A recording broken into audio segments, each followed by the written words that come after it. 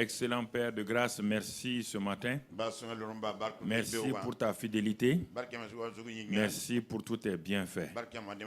Car Seigneur, ta grâce est suffisante. Et nous voulons marcher et demeurer dans cette grâce. Nous voulons vivre de cette grâce-là.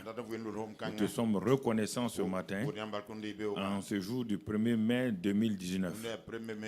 Nous élevons nos voix vers toi pour te louer, t'exalter et te magnifier. Que toute la gloire, la louange et l'honneur soient à toi au siècle des siècles. Amen. Asseyez-vous dans sa présence. Nous rendons grâce à Dieu notre Père. Nous bénissons le Seigneur. Si je vous ai appelé à cette conférence, ce n'est pas pour vous faire perdre du temps. Et je crois que ce que je voudrais vraiment vous dire de tout cœur, il y a des choses dans la vie chrétienne qui sont des choses purement ponctuelles. Si j'ai pris le temps aujourd'hui de vous parler pendant ces 3 jours-là, c'est pour des buts bien précis.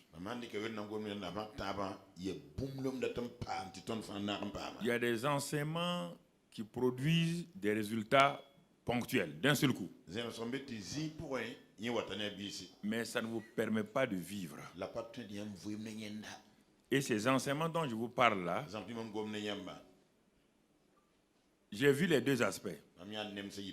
J'ai assisté à des réunions où parfois des gens ont fait des appels de fonds très importants. Ils ont demandé qui va donner 30 millions, 50 millions. Les gens sont venus, ont donné. Mais je n'ai pas vu de résultats permanents dans leur vie. Parce que la loi de semer et de récolter, le paysan ne sème pas ponctuellement une fois pour toute sa vie. Il sème régulièrement. Même s'il ne gagne pas beaucoup, ce qu'il sème régulièrement, là, il peut nourrir sa famille avec ça.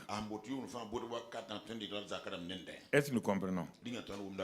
Bon, tomber dans le ponctualisme, tout de suite, il peut avoir une grosse somme d'argent.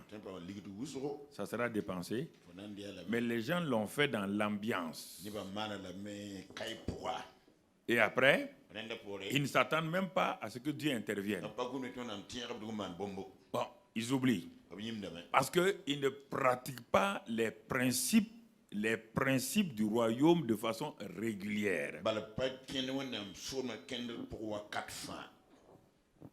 Chaque fois que Dieu veut enseigner quelque chose d'important, il met l'accent, il dit à chaque jour suffit sa peine. Chaque jour. Dieu aurait pu dire aux Israélites qui étaient en voyage pour aller à la terre, sur la terre promise. Bon, préparez des gros sacs. Je vais faire descendre la manne.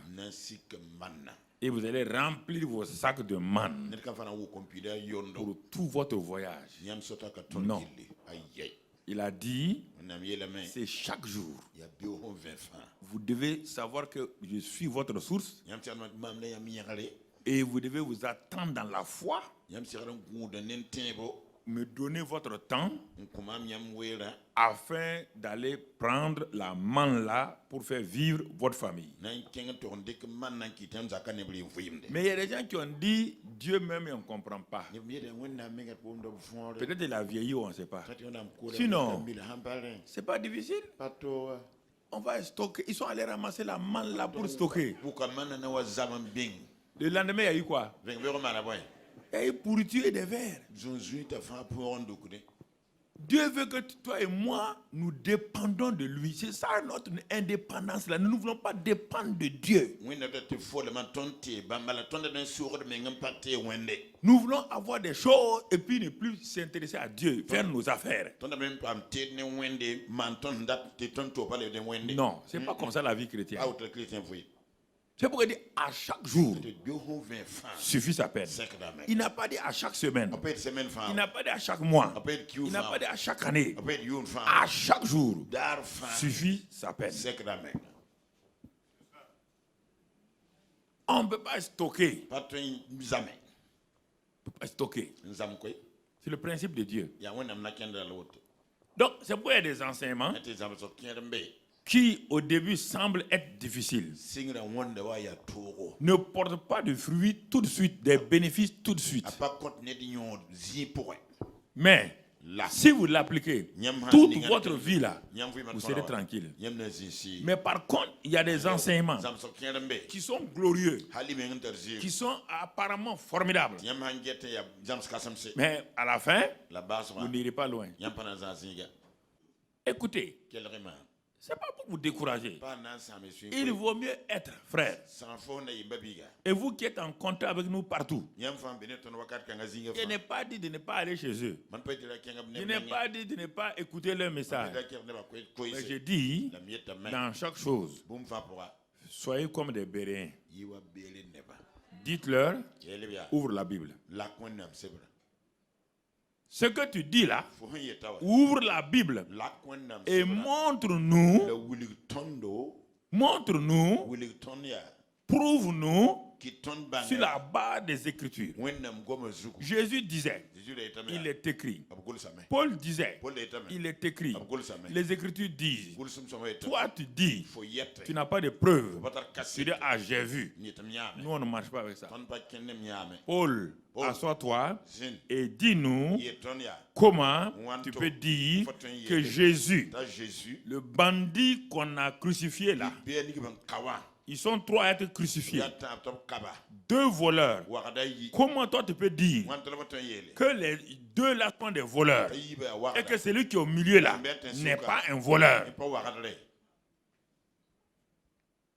Puisque ce sont les voleurs et les malfaiteurs qu'on crucifie. Pourquoi il n'a pas d'autre réponse? Il a ouvert les Écritures. Depuis Genèse 3, la postérité de la femme va écraser la tête. Il est allé dans Genèse. Il a pris Exode, l'agneau pascal. Il a pris Lévitique. Hein? Expiation. Il a pris Nombre, les serpents d'airain. Il a pris chaque livre de Jésus. Il est allé doucement, doucement, et il a prouvé que tout ce qui a été dit dans les Écritures là, il a pris maintenant Jésus. Il a dit, il a fait ça, il a fait ça, il a fait ça, il a fait ça. Les Béréens ont levé le chapeau. Il dit, mon gars, nous on te suit.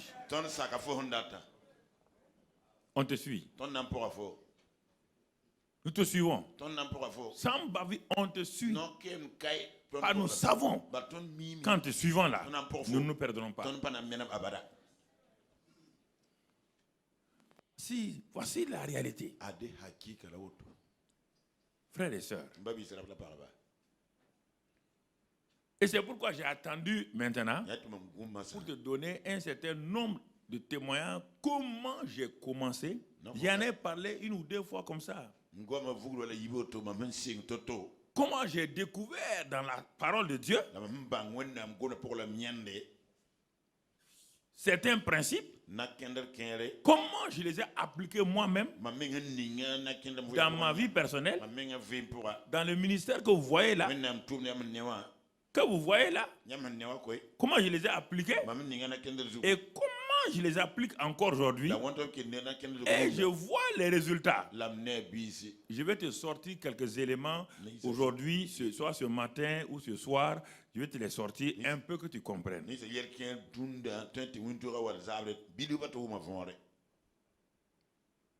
C'est un mélange de certains ingrédients de façon claire, de façon précise. Il n'y a rien de magique là-dedans. Il n'y a rien d'automatique là-dedans. Rien. C'est les Écritures. Je suis un homme des Écritures. Je ne fais rien sans la base scripturelle. Je ne suis pas un homme de révélation. Mais quand je suis les Écritures, la révélation vient. Je ne suis pas un homme de vision, de rêve. Vision et rêve, ça va te créer des problèmes. Ce n'est pas très sûr. La parole de Dieu, la parole écrite est l'élément important pour que nous puissions aller de l'avant. Alors, il y a un mode de vie sur le plan spirituel, sur le plan financier, sur le plan physique, sur le plan moral. Il y a un mode de vie, un style de vie que Dieu veut que nous ayons.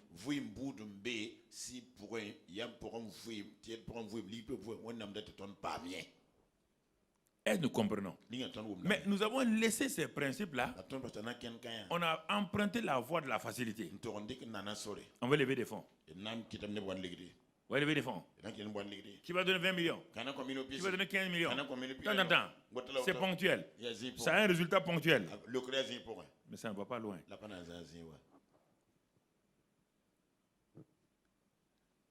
Beaucoup de gens ont dit, mais pasteur, on va venir chez toi là. Tu veux construire une église? On va venir, on va lever des fonds. Il dit, moi, jamais. On ne lève pas de fonds chez moi. Les fonds sont déjà levés. Sont déjà levés en Christ. Pas faire prendre l'argent des gens comme ça. Tu vas leur donner quoi en retour?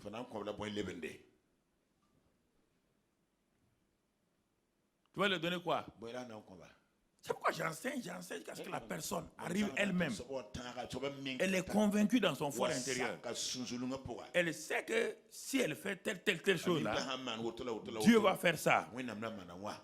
C'est pourquoi hier on a vu Dieu est ma seule source. On a commencé par là. Dieu est ma seule source, est la seule source. Dieu. Pas la prière. Pas l'entreprise. Pas l'État. Pas mon salaire. Pas mes prières. Pas mon frère. Pas le pasteur. Dieu est ma seule source. Dieu.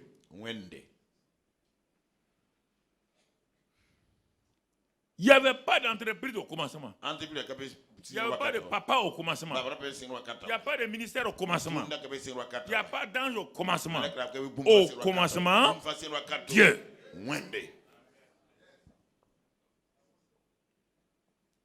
C'est lui qui a tout commencé là.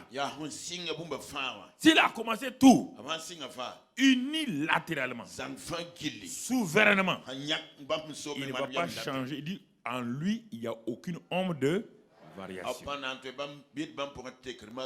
ne va pas changer avec nous en disant parce qu'on est au 20e siècle. 20e siècle, ça veut combien d'années?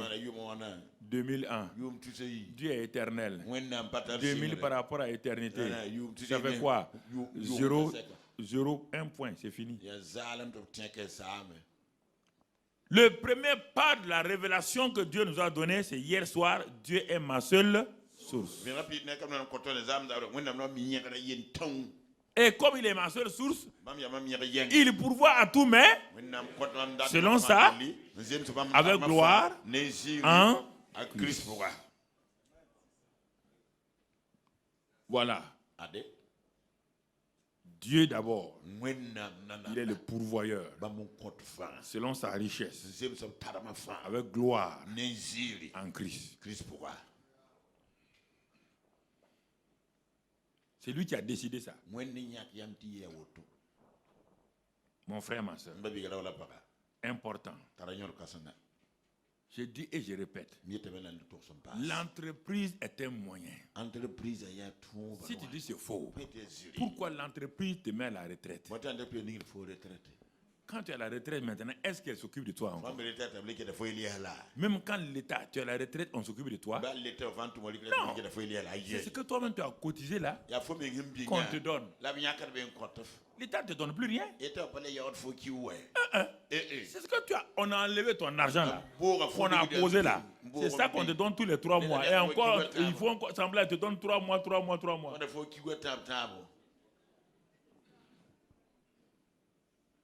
L'État n'est pas ta source. L'entreprise n'est pas ta source. L'église n'est pas ta source. Ta source, c'est Dieu. Si tu fais de l'entreprise ta source, le jour que tu seras à la retraite, tu seras un retraité maltraité. Tu ne le vois pas? La seule chose, chaise longue, transistor ou télévision, ils mettent les pieds, téléphone. Et Babouanga, quelles sont les nouvelles aujourd'hui? C'est fini. Ça, c'est retraité maltraité. Si Dieu est ta source, mon ami, quand tu as fini la retraite, tu rentres dans la phase d'abondance de Dieu.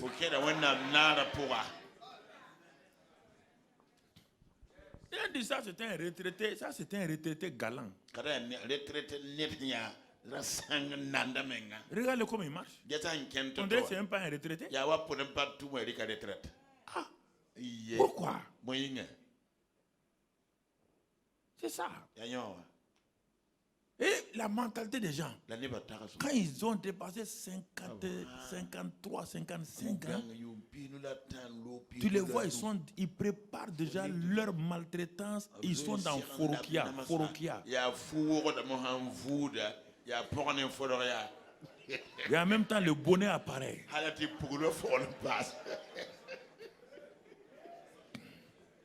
Ils sont en train de préparer leur temps de souffrance. Parce qu'ils croient que ce temps-là, c'est pour souffrir.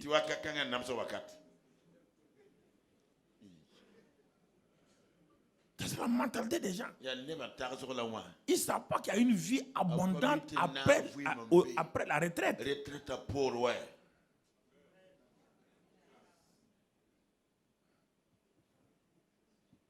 Tu vois? Quand tu vois les femmes à partir de 50 ans, mon frère, quand tu regardes les soutiens-gorge là, ça descend comme ça. C'est pas serré, hein? C'est relax. Même si on serre là, ça ne peut pas remonter. Quand tu lui parles, c'est la jeune femme là, il y a 10 ans en arrière, quand tu la voyais, bien habillée, tout, maintenant, les tapettes là, par il y a quoi? Est-ce qu'on dit temps de la retraite, c'est temps de la souffrance? Je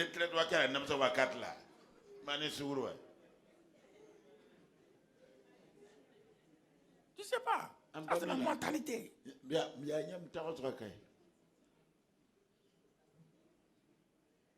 Et ça est là, tapis dans les cœurs des gens. Dans les cœurs des gens. Alors, maintenant, pourquoi Paul nous dit, il commence à faire et Dieu pourvoit. Le et là est important maintenant. Pourquoi il dit et mon Dieu pourvoit? On ne commence pas une phrase par et. Dieu est ma source. Et il pourvoit à mes besoins. Dieu a fait sa part. Dieu dit, mon fils, maintenant, je vais te demander de faire quelque chose. Allons dans Philippiens 4, verset 15 maintenant. Philippiens 4, verset 15. Regardons ce que Dieu dit. Pourquoi le et là va venir? Philippiens 4, verset 15. Il est écrit là-bas, vous le savez vous-même, Philippiens, au commencement de la prédication de l'évangile. On voit bien? Au commencement, pas de vos problèmes, hein? Au commencement de la prédication de l'évangile. Quand nous avons mis en première place, en priorité, le royaume des cieux. Quand nous avons décidé de chercher premièrement le royaume des cieux et sa justice. Quand nous avons décidé d'élever le royaume des cieux. Il dit, en ce commencement-là, qu'est-ce qu'on a constaté avec vous? Il dit, lorsque je partis de la Macédoine, aucune église, écoutez très bien, vous entendez église? Aucune église n'entrant en compte avec moi pour ce qu'elle donnait et recevait. On s'arrête là. On va lire cela dans la Bible Parole Vivante. J'avais dit de chercher ici donc la parole vivante, ceux qui ont la parole vivante. Il dit, vous savez bien, chers Philippiens, que dans les premiers temps de mon activité missionnaire, lorsque j'ai quitté la Macédoine, aucune église n'a participé à mon entretien. Aucune ne s'est associée à moi en m'ouvrant un compte de crédit et de... Ah bon? Ah, Seigneur. Oh, Dieu s'intéresse comme ça? Oui.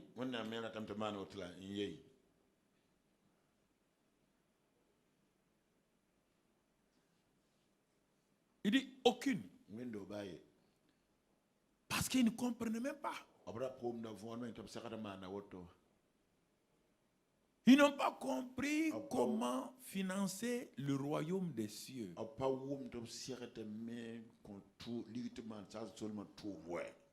Ils n'ont pas commencé, ils n'ont pas compris comment le royaume des cieux est manifesté. Il dit aucune église, aucune.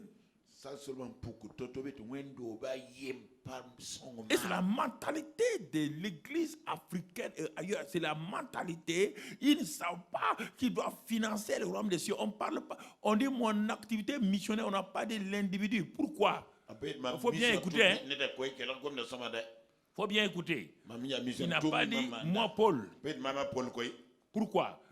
Parce que Paul là, c'est Paul là, si on lit, vous seul y avez pensé. Bon, continuons. Verset 17. Toujours là-bas. Verset 17. Il dit, dès mon séjour à Thessalonique, vous m'avez envoyé par 2 fois des dons pour souvenir à mes besoins. Mais il va vous expliquer quelque chose. Les gens, parce que les gens disent, si on parle d'argent, c'est que les pasteurs avaient l'argent des gens. Écoutez, le grand Paul là te dit que la seule église qui a fait ça, c'est l'église de Philippe. Et ils ont fait pour l'activité missionnaire et en envoyant ici. Il dit, souvenez à mes besoins. Mais écoutez, Paul va leur expliquer quelque chose. Paul ne s'attend pas à eux comme leur source. Comme sa source du moins. Lisons la suite. Lisons. Il dit, j'ai tout reçu. Ce n'est pas que je tienne à recevoir des dons.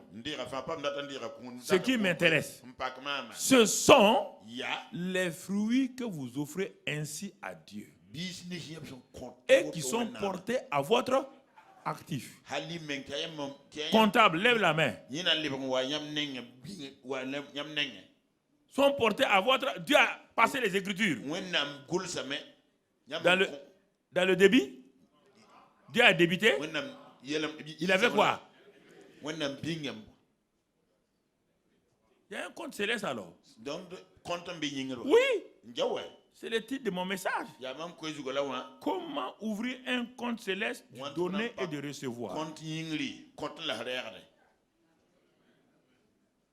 Mais on va terminer ça avant que tu mettes le titre là. Ce n'est pas que je tienne à recevoir des dons. Ce qui m'intéresse, ce sont les fruits que vous offrez ainsi à Dieu et qui sont portés à votre actif. Verset 18. Et non, à la fin, pour le moment, j'ai tout ce qu'il me faut et même du superflu. Vous voyez bien. Mais si on avait lu, il dit, mais Paul dit, bon, si on avait lu le verset 12 là, on va comprendre. On va comprendre la mentalité de Paul. Le verset 12. Le verset 12 dit, je sais vivre Je sais me restreindre et subsister dans la disette et dans l'humiliation.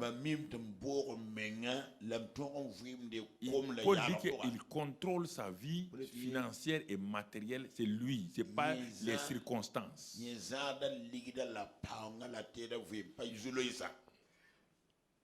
Quand toi tu as des circonstances négatives, tu es déjà découragé. Paul dit non. Il dit les circonstances négatives n'ont rien à voir avec moi. Je sais jouir aussi de l'abondance. Je suis familiarisé avec toutes les situations. Familiarisé avec toutes les situations. J'ai appris à être rassasié et avoir faim. Je sais vivre dans le bien-être et dans les privations. Ah, est-ce que tu sais faire ça? Tu sais vivre dans les difficultés financières. Tu ne sais pas vivre dans l'abondance. Quand tu as l'abondance, tu es perdu. Tu ne viens plus à l'église. Quand tu es aussi dans la misère, là aussi tu ne viens plus à l'église, tu es fâché contre Dieu. Comment tu vas être un chrétien heureux comment? Tu ne sais même pas contrôler tes circonstances. Tu ne sais pas dominer tes circonstances. Tu ne sais pas contrôler tes circonstances. Tes circonstances te contrôlent. Dès que Dieu te met à l'épreuve avec un peu de difficulté, c'est fini. Il dit non, moi je sais. Je me suis familiarisé avec ça. Ça ne me pose aucun problème. C'est-à-dire, il contrôle. Il contrôle. Il dit maintenant, je vais vous enseigner quelque chose. Moi, il n'y a pas de problème. Mais vous, les églises là, que j'ai ouvertes là, dit Paul, parmi toutes les églises que j'ai ouvertes, il y a une seule église. C'est l'église de Philippe qui a compris tout ça. Regardez, au temps de Paul déjà. Pourquoi? Pas toutes les églises qui démarraient étaient persécutées dans des difficultés financières. Ils ont dit, mais dans cette situation-là, c'est Paul qui devait nous aider. C'est Paul qui devait faire ça pour nous. Et c'est ça l'erreur des gens. Il n'a pas écrit cette phrase-là à l'église d'Éphèse. Il n'a pas écrit aux Galates. Il n'a pas écrit à l'église de Rome. Il dit dans Philippiens, il leur écrit. Il écrit aux Philippiens.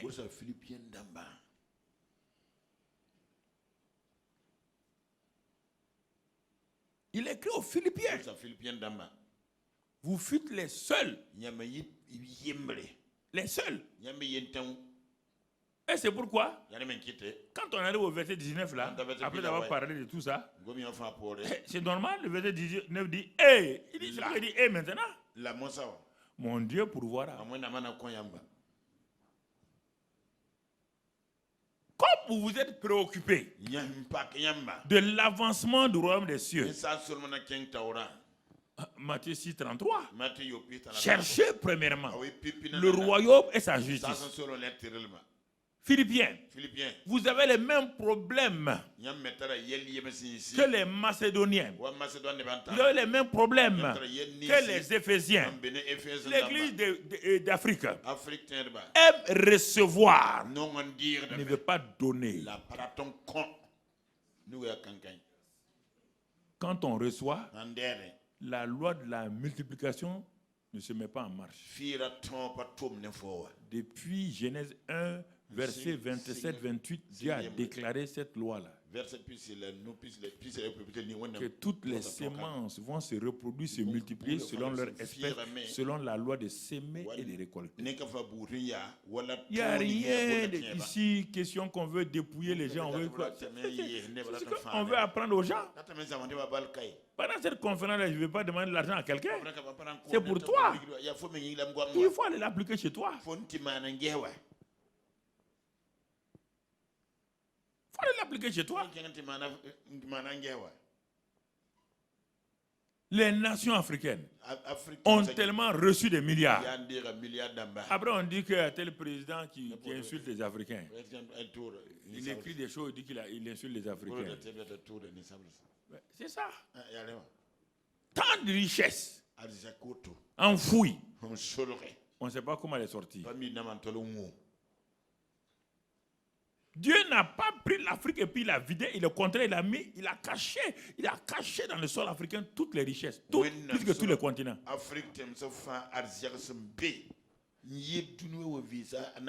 Mais quand on regarde, c'est le continent le plus pauvre. Parce que malgré cette richesse-là, nous voulons recevoir. Et l'Église africaine a grandi dans cette mentalité de recevoir. Quand je vois mes parents là, est-ce que le missionnaire va nous donner ça? Est-ce que le missionnaire est ton Dieu? Est-ce que vous avez dit aux missionnaires? C'est ça, quand j'étais petit encore dans mon village, quand j'entendais les chrétiens de mon village là, tout le temps c'est le missionnaire leur Dieu. Est-ce que vous avez dit aux missionnaires qu'il y a tel besoin? Ils ont grandi avec ça. Missionnaires. Et les missionnaires sont morts. Et ils sont dans leur pauvreté, dans leur misère. Maintenant, comité, il faut écrire à quelqu'un. Il faut écrire dans tel pays. Quelle est cette histoire? Tant qu'on ne leur donne pas, il n'y a rien. Il n'y a rien. Ça va mener obligatoirement escroquerie. Obligatoirement. La tromperie, la manipulation.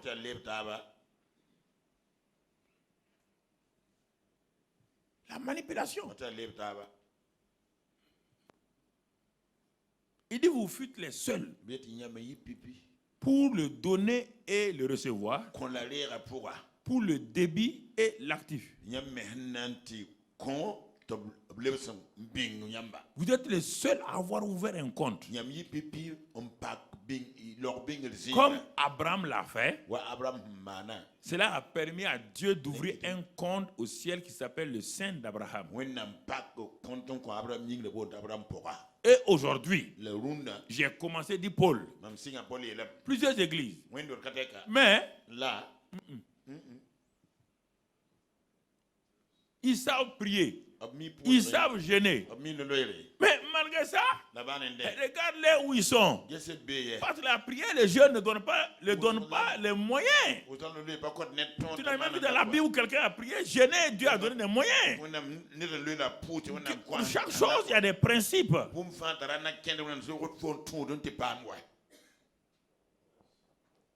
Et les principes. Pourquoi je vous dis la vérité? Les principes. Ce principe de donner et recevoir là, dans l'amour, dans le pardon, dans la réconciliation, c'est dans tous les domaines.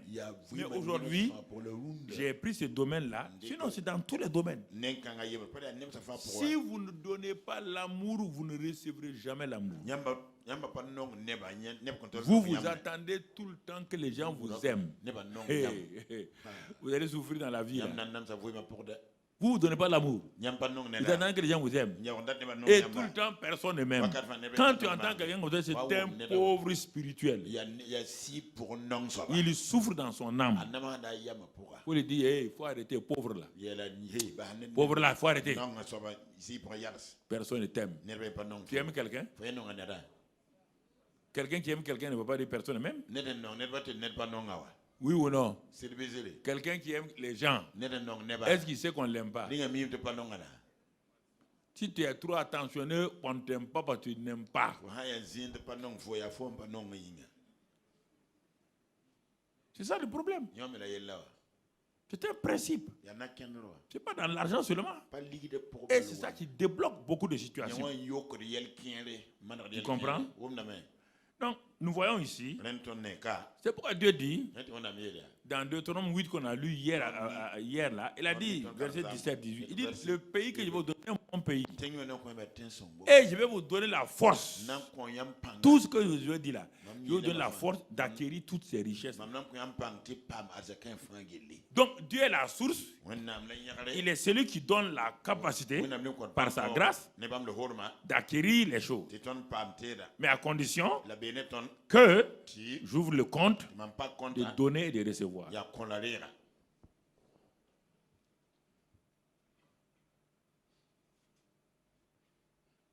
Ok. Je m'arrête pour te faire réfléchir. Je m'arrête et te faire réfléchir. Bien que le pays là soit riche, Canaan là, il a dit, je vais vous donner le pouvoir d'avoir ça. Ça ne va pas être automatique. Dieu est ma source. Il pourvoit mes besoins. Mais il faut le demander, comment? Tu auras un enfant, le fils de Dieu, le fils du Très-Haut, Marie intelligente. La seule chose, elle dit, comment? Je veux savoir le comment. Sinon, je suis d'accord. Le même ange a dit à un grand sacrificateur, Zacharie, tu auras un enfant. Voilà le nom. Dieu même a choisi le nom de ton fils. Il s'appelle Jean. C'est Dieu qui a choisi le nom. Dieu a dit qu'il est prophète. Toi, tu veux un enfant. Un simple enfant. Dieu dit, j'ai choisi cet enfant-là. Je l'ai préparé au ciel. Je vais le mettre dans le sein de ta femme Élisabeth. Il ne demande pas comment. Hein? Il dit, mais c'est maintenant que tu viens. Moi, je n'aime pas ça. Hein? Ça fait des années que je prie. C'est maintenant que tu viens. Là, on dit quoi? Mais, donc, tu es un faux intercesseur alors. Il y a plein de faux intercesseurs comme ça qui prient, qui ne s'attendent pas au miracle. Il ne s'agit pas d'aller prier.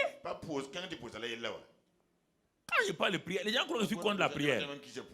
Mon ami, viens demander à mes genoux. Viens demander à mes genoux si je prie ou pas. Ils vont te dire comment je les ai fatigués. Voici un homme qui prie et sa femme, il prie depuis des années. La réponse vient. Et il fait une leçon de boutade à l'ange. L'ange dit, Dieu est bon.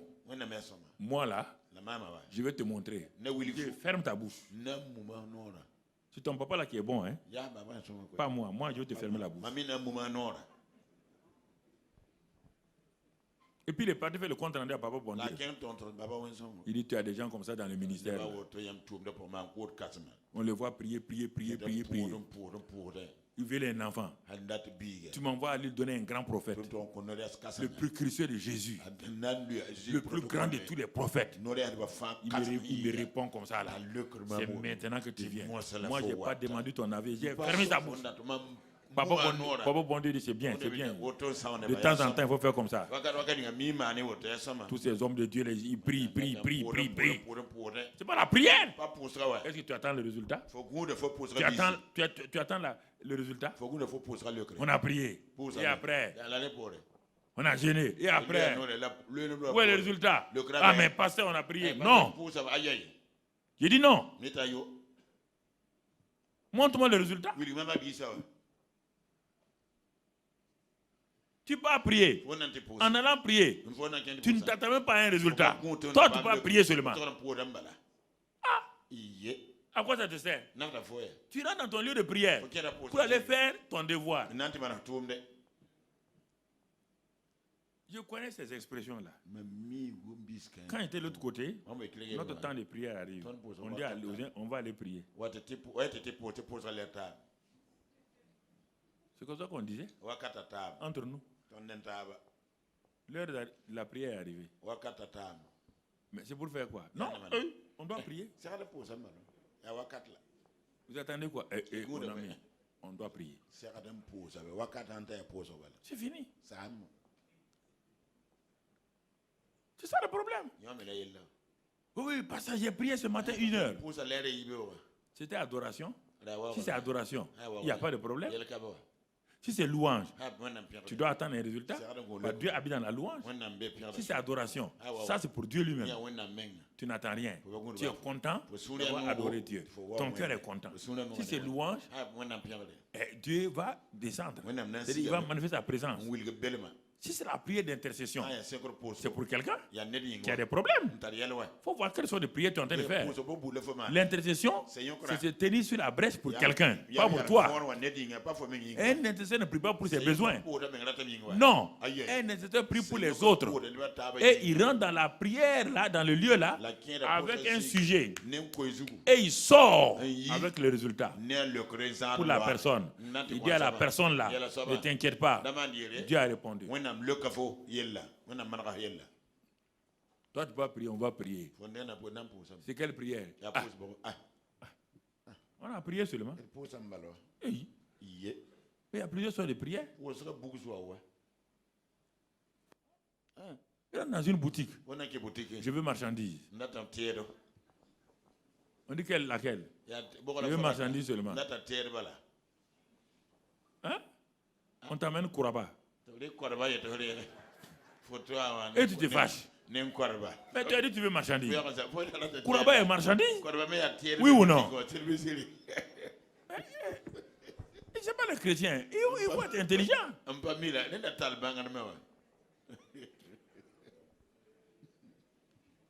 être intelligent.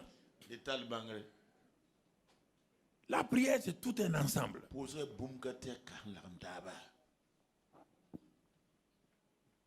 Et de moi, tu peux pas faire de l'adoration simplement. Tu es content d'adorer Dieu. Tu ne veux rien. Tu es content de lui. Tu es content de lui.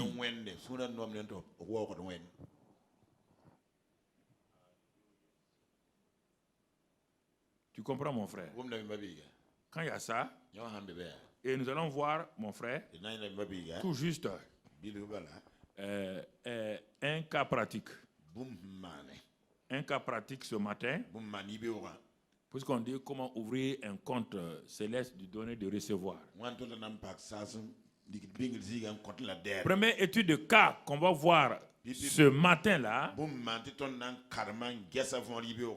il s'agit, mon frère et ma soeur, des entrepreneurs associés en pêche de haute mer. Des entrepreneurs qui se sont associés pour faire la pêche de grande envergure. Ce n'est pas une seule famille. C'est plusieurs familles qui se sont associées.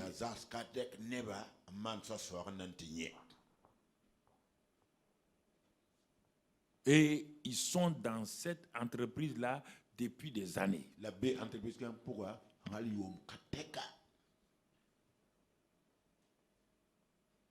La première famille, c'est de père en fils que les entreprises ont été fondées.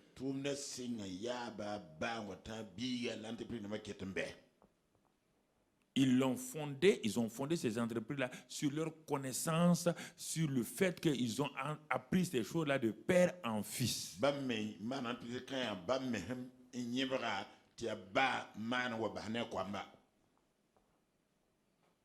Ils se sont associés. Ils s'en vont faire la pêche ensemble. La famille Zébédée.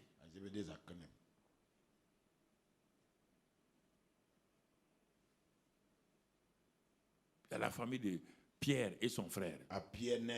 Ils sont nombreux. Ils se sont associés. Écoute-moi. Il y a des messages qui sont des messages de vie et les gens transforment ça en messages ponctuels pour avoir des résultats ponctuels. Ce qui va se passer là va transformer la vie de Pierre et de tous ceux qui sont avec lui et ils vont voir Dieu comme leur seule source, à partir de maintenant, la vie de Pierre sera transformée radicalement.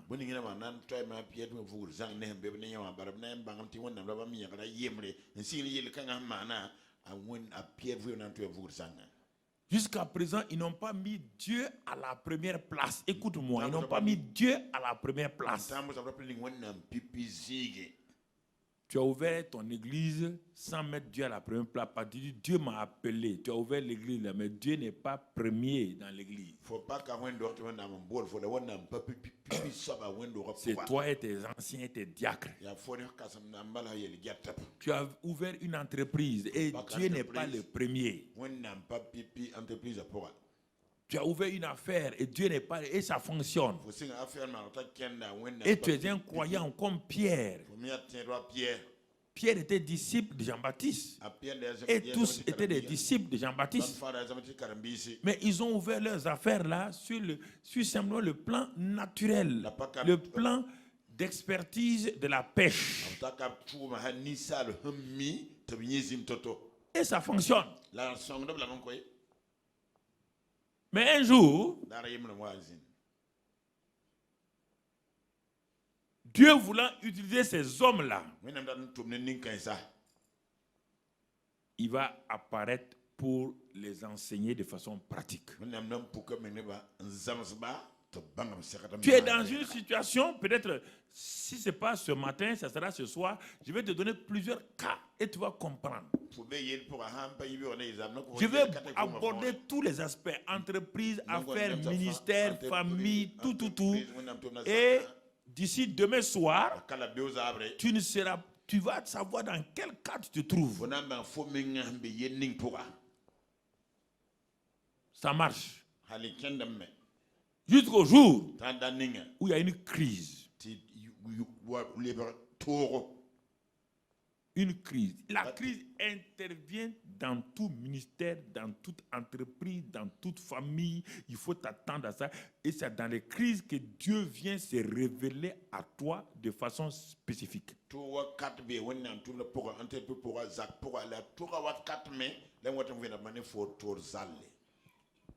Ces jours-là, ils sont allés à la pêche. Ils ne savent pas que c'est le jour du drame. 1929, la crise a commencé où toutes les entreprises mondiales étaient au top niveau. Personne ne pensait qu'une crise était à côté. Et brusquement, la bourse de New York, c'est là où on fait, bon, c'est ça. Bon. Brusquement, la mauvaise nouvelle est tombée. Toutes les grandes entreprises qui étaient cotées en bourse, qui étaient vues financièrement, tout, en un clin d'œil, un seul jour. Et les plus grands richards montaient sur les étages, se jetaient, se suicidaient. Vous entendez? Se suicidaient partout. Le monde entier était brusquement bouleversé. Des centaines et des centaines de riches sont devenus pauvres, ne peuvent même pas acheter du pain. Ça, c'est aux États-Unis. En Allemagne, il y avait quoi? Tu peux acheter du pain ce matin avec un demi-seau de Dutch. Le soir, il faut une barrique d'argent pour acheter le même pain. Les gens mangeaient rien que des pommes de terre. Les riches étaient ridiculisés, humiliés. Mais personne, tout le monde croyait, les experts croyaient qu'ils contrôlaient les finances internationales jusqu'à ce que tout craque. Ces pécheurs-là avec leurs parents, desquels ils ont appris la pêche. Leurs parents étaient dans leur barque. Les fils étaient dans la barque. Les petits-fils dans la barque. Des pêcheurs de poissons, de père en fils, étaient rassemblés. Ils ont fait un grand holding de pêche. C'est-à-dire une grande entreprise de pêche en partenariat. Et ils s'en vont dans la période favorable pour faire la plus grande pêche. Ils s'en vont toute la nuit. Ils pêchent. Ils sont partis avec une espérance. Ils ont tout préparé. Et le matin arrive. Toutes les barques sont vides. Jamais on a rencontré une telle crise.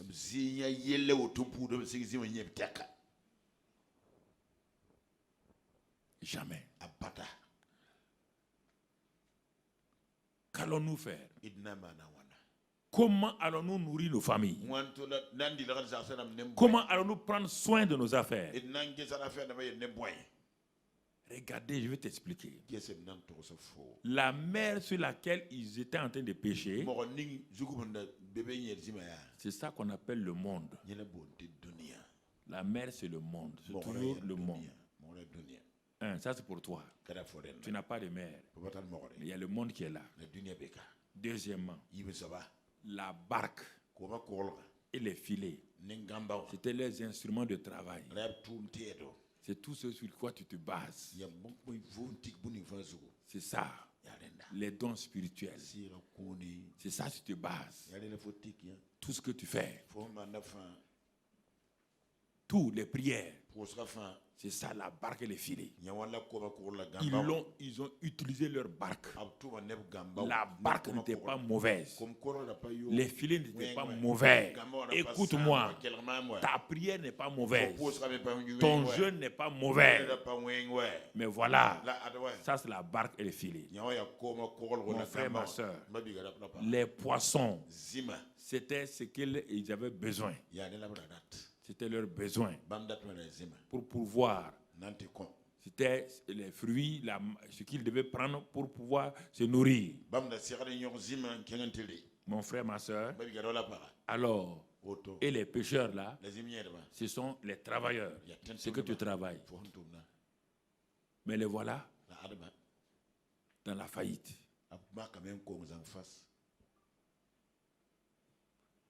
Tu es entré dans le ministère. Mais regarde où tu es coincé. Tu as commencé une affaire où ton affaire allait de l'avant. Actuellement, tout est là. Pourtant, tout ce que tu as là est bien. Ils n'ont fait aucune erreur. Ils n'ont pas fait erreur de gestion. Rien. Et pourquoi? Toutes leurs sources, c'était la barque, les filets. Tout ce que tu as dans ce monde-là, en tant que pasteur, c'est la prière, le jeûne, les dons spirituels. Dieu lui-même est en dehors.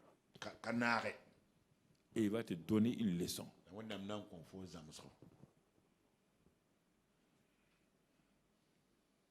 Ils sont découragés. Ils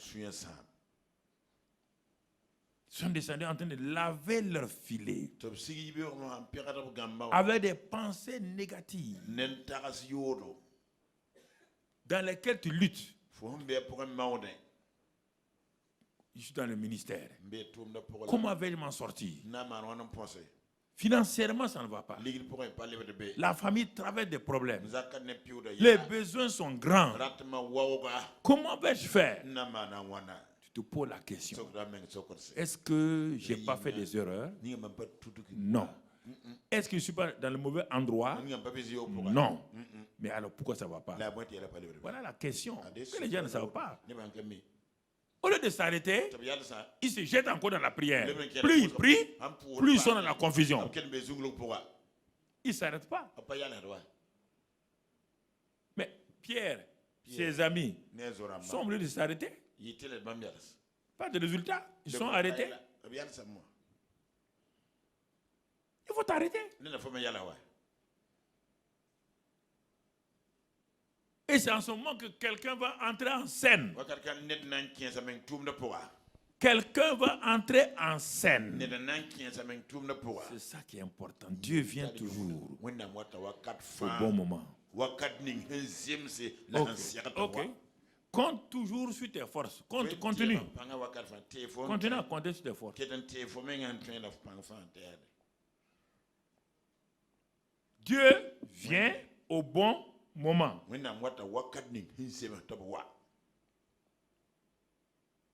Un homme apparaît du nom de Jésus. Ils ne sont pas en contact totalement avec lui encore. C'est la première rencontre expérimentale qu'ils vont vivre avec Jésus. Jean-Baptiste leur a montré, voici l'agneau de Dieu qui ôte le péché.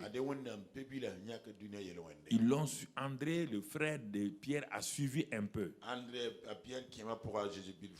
Mais ils n'ont jamais expérimenté. Tu suis Jésus.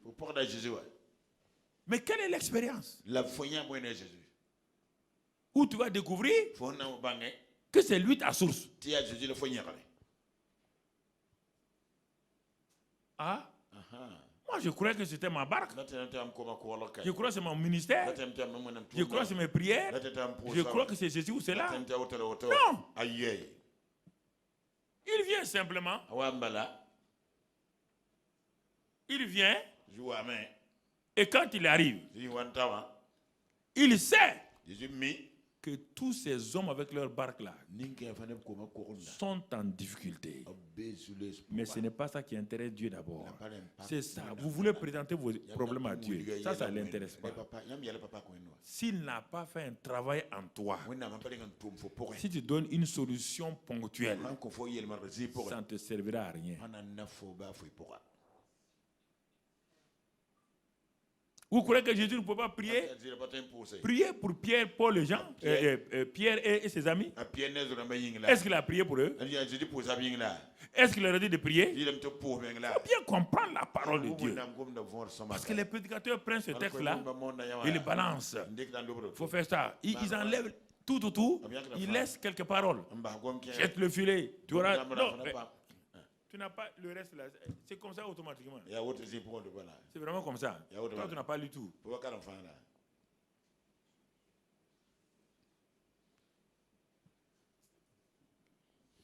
Il veut leur apprendre quelque chose. Tu vas voir comment les gens là, même sans rien, comment ils vont tomber à genoux, ils vont découvrir brusquement la grandeur de Dieu. Le Dieu d'Israël qu'ils avaient servi là, ils ne le connaissent pas.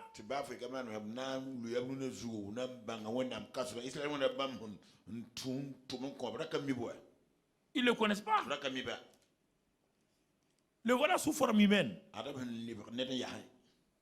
Jésus est venu pour introduire dans leur vie les principes du royaume des cieux, pour qu'ils ne s'appuient plus sur les principes de l'économie du monde.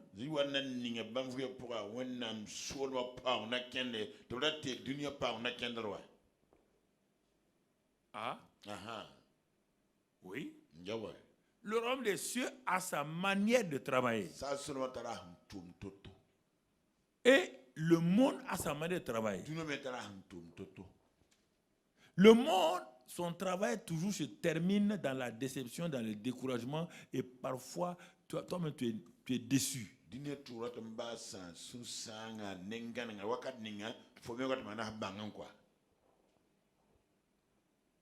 Alors, sans parler beaucoup, il veut qu'il voit, qu'il comprenne quelque chose. Il n'a pas parlé. Il veut que ces gens-là découvrent quelque chose. Qu'est-ce qu'ils doivent découvrir?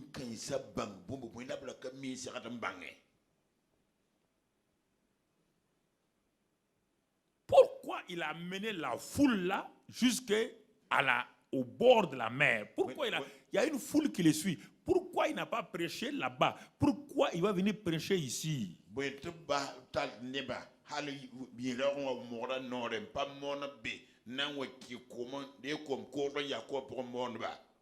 Parce que les disciples qui doivent le suivre là, déjà le gros de la troupe se trouve parmi ces pécheurs là. Il vient leur enseigner quelque chose. Le gros de la troupe, les 12 là, les plus importants se trouvent parmi ces pécheurs qui sont là en train d'échouer dans leur travail.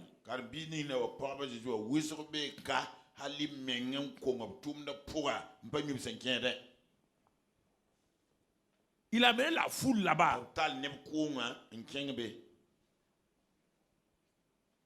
Pierre, Jean, Jacques, André, leurs parents et leurs amis. Ils voient le jeune homme là venir avec une foule.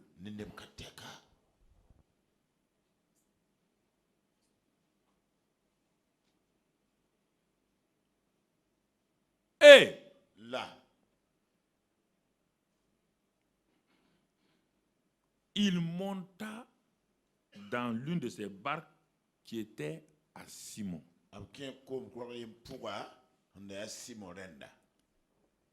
Les actes sont plus parlants que les paroles.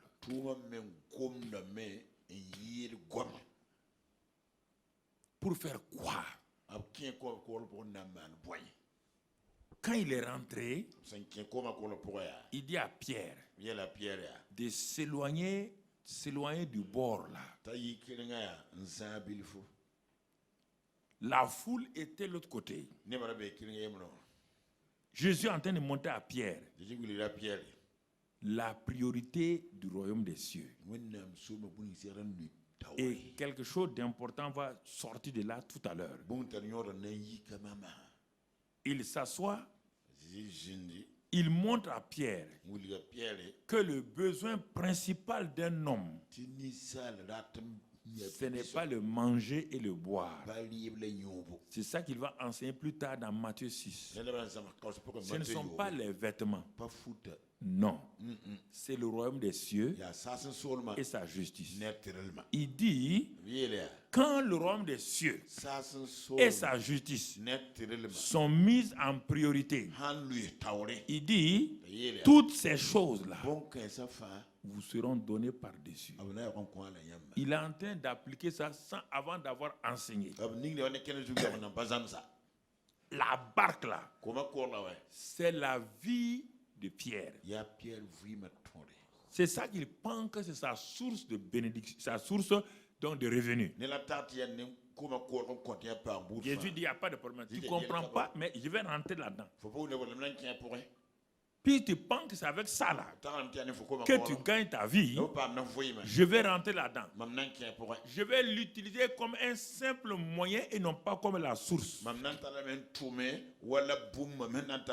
Il s'assoit là-dedans. Écoutez, il ne faut pas vous laisser divertir. Hein, parce que ce que je vous dis là, vous allez rencontrer des difficultés, quel que soit votre ministère. Vous ne pouvez pas échapper à ça. Il n'y a pas de... Ce que je vous dis là, un jour vous allez vous asseoir pour essayer de penser à ça là. C'est trop tard. Tu as oublié ce que je t'ai dit.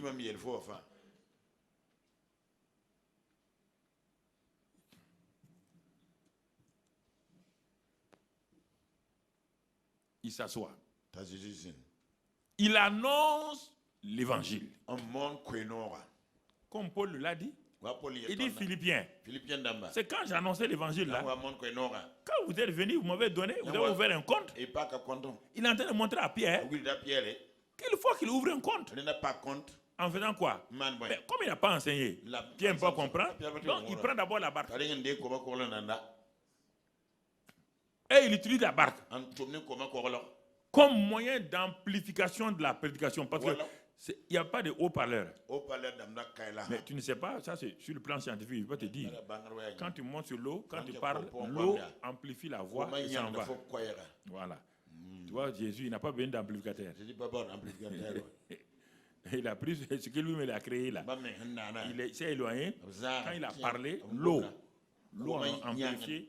Et ceux qui étaient sur la rive là ont entendu. Quand il a fini, Pierre et les autres ont regardé. Il a vu cette foule-là recevoir la parole de Dieu. Ils ont vu cette foule-là se soumettre à Dieu. Et maintenant, il va leur enseigner autre chose pratique. Et maintenant, tout ça, c'est pas des pratiques qu'il va leur montrer. Il dit maintenant, il dit, lorsqu'il cessait de parler, il dit à Simon, avance en pleine eau et jetez vos filets pour pêcher. La profondeur appelle la profondeur. Ici, on dit avance en pleine eau. Dans la Bible en anglais, on dit avance en profondeur. Passe maintenant à un autre niveau. Tu n'as jamais vu encore comment Dieu fait le miracle. Comment Dieu pourvoit aux besoins des gens. La manière dont Dieu pourvoit aux besoins des gens est miraculeuse. Et comme la première étape a été faite, j'ai pris ta barque. Je veux t'amener que désormais tu saches que Dieu est ta seule source. Tes efforts ont échoué. Tes prières ont échoué. Tes jeûnes ont échoué. Tout a échoué. Regarde à Dieu. Il dit avance en pleine eau. Je suis la source de la foi. L'auteur et la source de la foi, c'est moi. Hébreux 12, verset 2. Il dit ayez le regard fixé. Ne regarde plus la barque. Ne regarde plus la mer. Ne regarde plus les filets. Maintenant que tu m'as donné ta barque, je reste dans cette barque-là avec toi. Je ne descends pas. Si tu me regardes, je deviens ta source. Et tu vas voir le miracle que tu n'as jamais vu. Dieu est venu vivre en vous. Vous êtes sa barque. Et vous échouez avec lui. Il est en vous et vous échouez. Je ne comprends pas ça. Il dit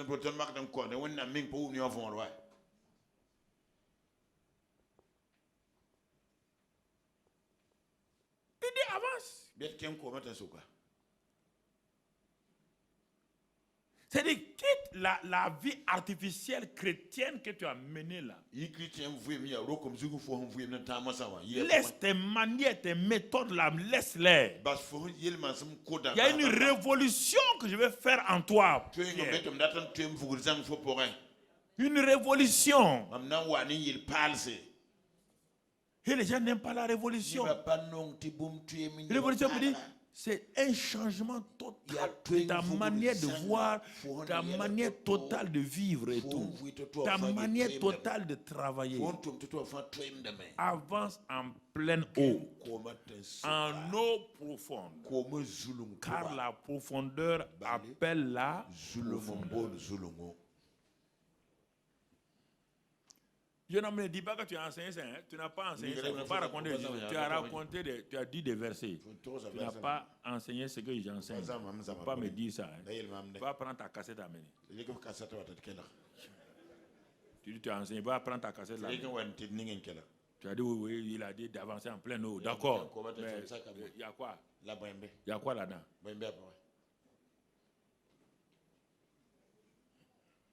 Tu comprends? Et les hommes ne veulent pas avancer. Ils ne veulent pas. Ils ne veulent pas qu'on mette en doute leur capacité. Et c'est ça. Tu n'aimes pas qu'on dise que tu as échoué. Tu n'aimes pas qu'on... Non, tu veux te justifier. Pas l'homme n'aime pas ça. Et tout de suite, Pierre a répondu. Il dit, maître, attends. On ne peut pas avancer en pleine eau comme ça. On ne peut pas aller dans la profondeur. Il prend à témoin tous ceux qui sont là. Attention, nous ne sommes pas n'importe quelle sorte de pécheurs. Hein. On n'est pas des pécheurs débutants. Et ensuite, on n'est pas des paresseurs. Nous avons travaillé toute la nuit. Tu as veillé toute la nuit. Où est le résultat? Tu as travaillé de toutes tes forces. Ton église là, où est le résultat? Ton travail là, où est le résultat? Où ça est? Regarde comment tu es fatigué, épuisé. languissant, abattu, découragé. Apparemment, devant les gens, tu ris. Mais tu sais que ça ne va pas. Tu sais que ça ne va pas.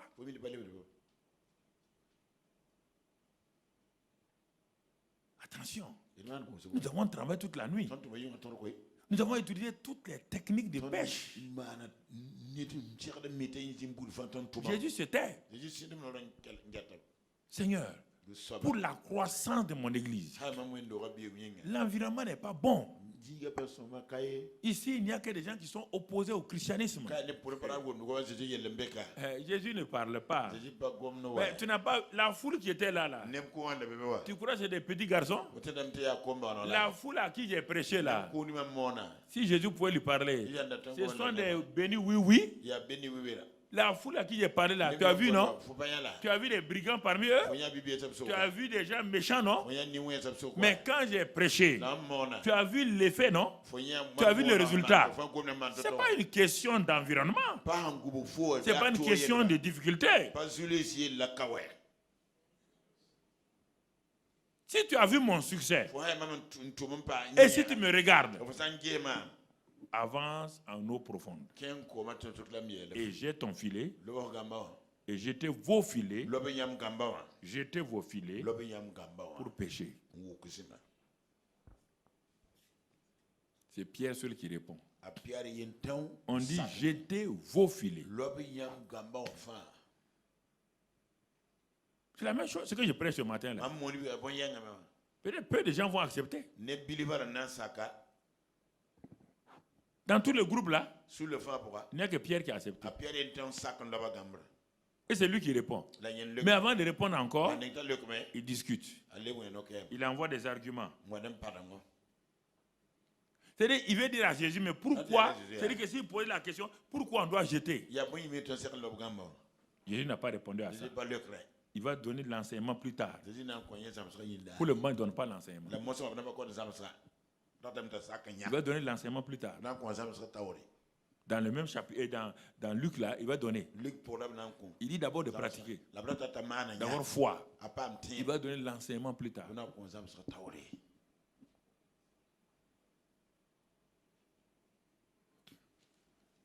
Donc tu vois. Alors, il dit mais. Il se ravise, il dit mais sur ta parole, je jetterai le filet. Moi j'ai décidé. Je ne regarde pas à André. Je ne regarde pas à mon père. Je ne sais pas ce que Jean et Jacques et leur papa Zébédée pensent. Non. Je suis en train de vous prêcher. Jésus a donné la même parole à tout un groupe de gens. Mais on a regardé qui a réagi. C'est comme ça la parole de Dieu. C'est pas qu'elle est prêchée. Des gens te renvoient leurs pensées. Ils sont assis devant toi, mais ils sont en train de te contredire. Ils sont en train de lutter. Ils sont en train de rejeter tes paroles. Parce qu'ils croient que tu veux les abaisser. Quand même. Pas un jeune homme de 30 ans. Nous et nos parents, nous sommes là. Tu n'es même pas un pécheur. Tu es un charpentier. C'est ça le problème. Et tu veux nous donner des leçons. Voici pourquoi les chrétiens n'avancent pas. Ils s'agrippent à leur expertise. Ce qu'ils savent faire là, ils s'agrippent à ça. À nous, on est nés trouver nos grands-parents comme ça. Mais toi, c'est pourquoi toi, tes enfants, ton père, ton grand-père, dans la même barque, vous devez tous échouer.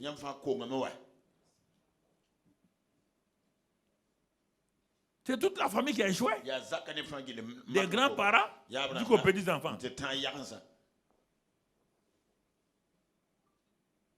Mais là, j'ai regardé, j'ai réfléchi sur ta parole. Vous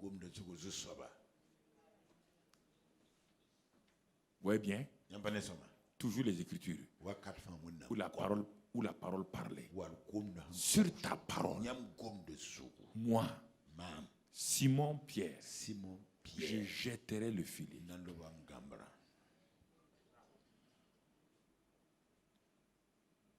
Et quand l'ayant jeté,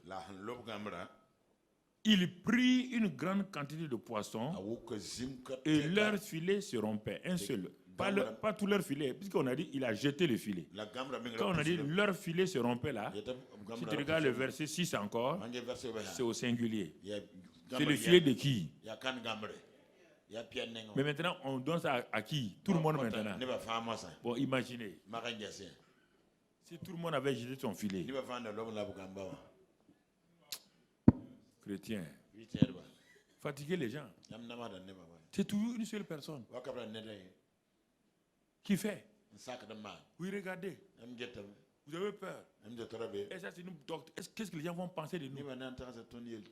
Et les gens souffrent dans les églises. Entre vos mains. Mais il faut les mettre devant des faits. Il faut défier leur foi. Défier leur foi.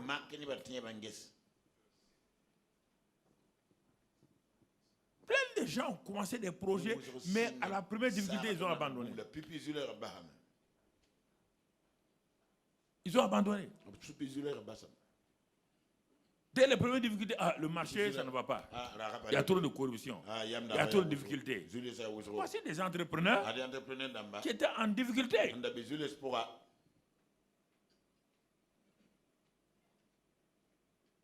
Ils ont reçu, il faut attendre une parole vraiment. Et la parole vraiment que Dieu vous donne dérange vos pensées. La parole vraiment vous trouble. Parce qu'elle n'est pas dans le même sens que votre raisonnement. Comment va-t-on dire à des gens qui ont péché toute la nuit, qui sont fatigués, de retourner en profondeur pour jeter leur filet? Jésus, toi aussi, prie seulement.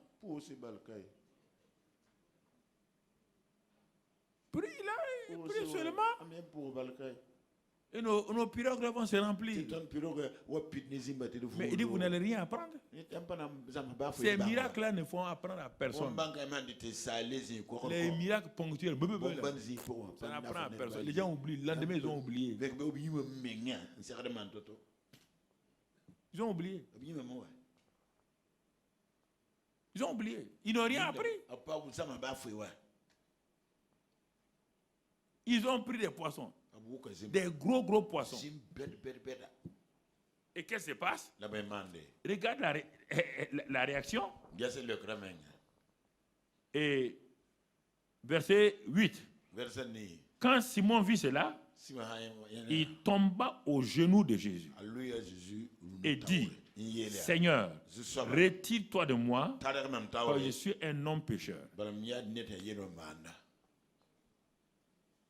Il discutait avec Jésus. Pourquoi tu aimes discuter avec Jésus? Parce que tu ne l'as pas rencontré encore. Tu n'as pas expérimenté qui il est. C'est pourquoi tu aimes discuter. Quand Jésus parlait, est-ce qu'il l'a appelé Seigneur? Quand Jésus est venu avec la foule, est-ce qu'il l'a appelé Seigneur? Parfois on dit Seigneur, Seigneur.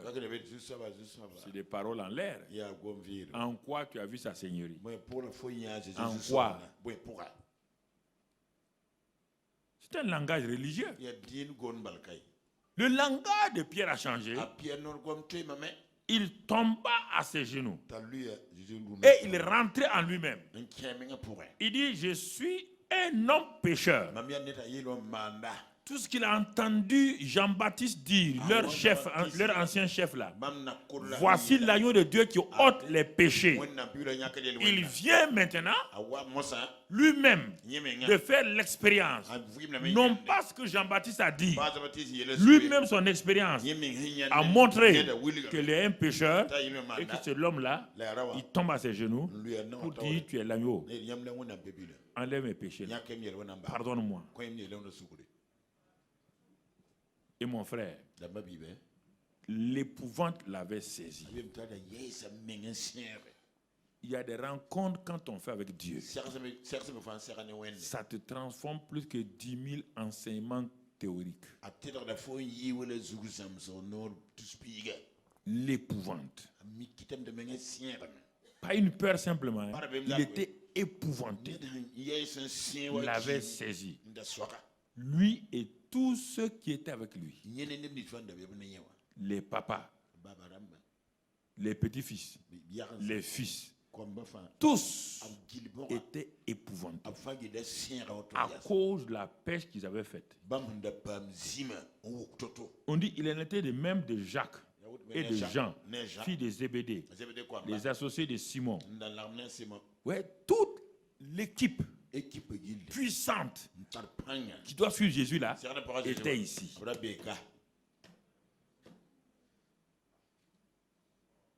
C'est ça qui va faire d'eux les gens qui vont suivre Jésus. C'est cette seule expérience-là de voir Dieu est ma source dans n'importe quelle situation. Si je lui donne ma vie comme une barque et que s'il est en moi pour travailler, c'est sûr et certain que ma vie change. Regardez, frères et sœurs, ils étaient dans une entreprise et ils viennent d'avoir un résultat. Ça ne sera pas difficile sur ce que Jésus va dire. Il est écrit, alors Jésus dit à Simon, ne crains point, désormais tu seras pêcheur d'hommes.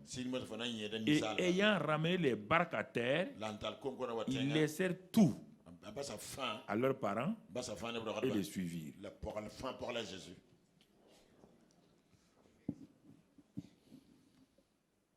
Quelle est ton expérience que tu as?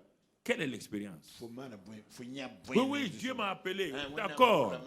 Mais quelle est l'expérience qui a transformé toute ta vie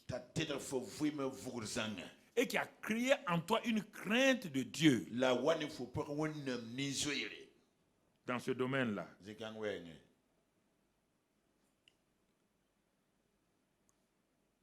Pourquoi des gens qui sont ils viennent de commencer une société, ils viennent de voir des résultats merveilleux et ils abandonnent tout ça, ils suivent? Parce qu'ils savent, quand il les avait déjà invités à longtemps de les suivre. N'oublie pas, il avait déjà rencontré Simon, il dit, suis-moi. Il avait suivi comme ça. Mais maintenant, il n'a pas de suis-moi. Il dit, je vous ferai pécheur. Regarde, il ne faut même pas discuter. Maintenant là, j'ai vu. Ne parle même pas. Maintenant, j'ai vu.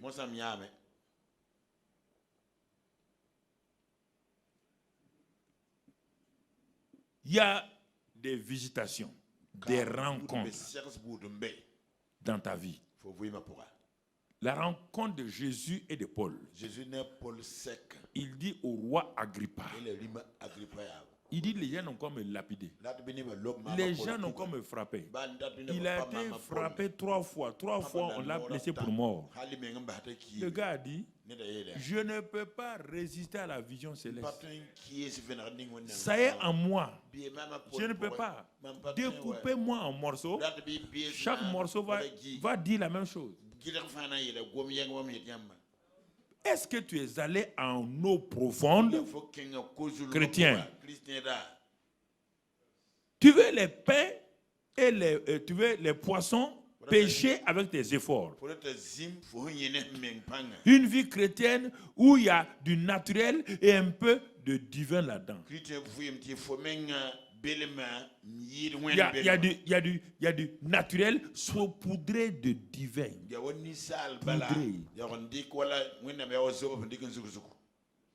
Ça ne marche pas. Ça se fond à la chaleur. Ça ne résiste pas devant les épreuves. Non, mon ami. Cet homme qui va devenir l'un des hommes les plus influents des États-Unis, Le Tourneau, je vous ai donné son exemple. Il revient sur ça. Il était un simple mécanicien tourneur.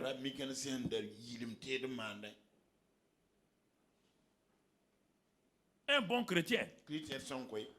Il a essayé de monter une entreprise. L'entreprise a fait faillite au moins 2 fois. Ce sont les travailleurs de l'entreprise de Le Tourneau. Écoute-moi très bien. Qui ont cotisé l'argent pour donner à leur patron.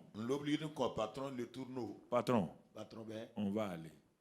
Tu es un homme sérieux. Tu es un homme intelligent. Tu es un homme consacré. L'échec là, nous on va t'aider. C'est pourquoi on va rester avec toi. Le Tourneau a fait tous les efforts. Il était un chrétien. Dieu a vu son effort. Le Tourneau a prié. Il a jeûné. Dieu a vu son sérieux. Mais les choses ne progressaient pas. Il allait d'échec en échec. Il y a beaucoup de gens qui ont entrepris des projets. Tu as commencé un ministère. Tu l'as appelé ministère temps. Maintenant, tu as ton 3e ministère. Tu as ton 3e projet. Tu as ton troisième, c'est pas mal, 3e garçon que tu veux épouser. 4e fille que tu veux épouser. Rien ne marche.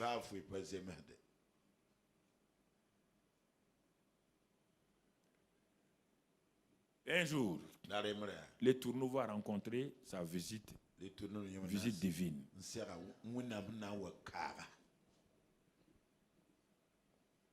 Il était assis chez lui. Un client vient. C'est comme ça que Dieu intervient. Quand Dieu veut te rencontrer, il va venir dans ton propre domaine. Et quand il vient dans ton domaine là, fais attention. Un homme vient, il dit, ah, j'ai une pièce de ma machine. La voilà. C'est comme ça, comme cette pièce là. Roulement là. Tu vois, c'est en panne. Or demain, j'ai des grands travaux, j'ai un grand marché. On m'a dit que tu es mécanicien tourneur, tu sais tourner les pièces. Est-ce que tu peux travailler là? Travailler. Me donner ça demain matin. Le Tourneau a vu une occasion, une opportunité. Écoutez-moi, une opportunité. Oh! Ça me fera rentrer de l'argent. Au moment où Le Tourneau avait cette opportunité, mais ça allait lui prendre toute la nuit pour travailler ça. Parce qu'il n'a pas de moyens. Toute la nuit pour travailler. Au même moment, son pasteur vient lui dire, ce soir, nous avons une grande réunion. Et nous avons choisi, c'est toi qui dois témoigner. Voici comment vous avez manqué les virages de Dieu dans vos vies. Et c'est pourquoi tant de chrétiens, ils prient et jeûnent. Dieu vient pour répondre. Il ne vient pas avec des anges. Il vient naturellement. Et vous rejetez la solution de Dieu.